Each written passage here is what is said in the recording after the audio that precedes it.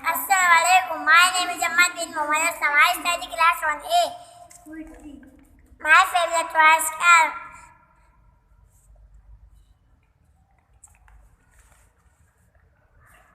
Sir Urdu में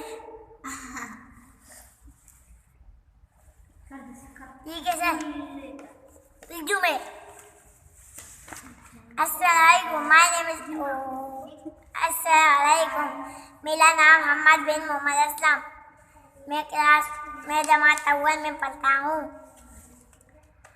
आज मैं अपने खिलौने के बारे में बताऊँगा।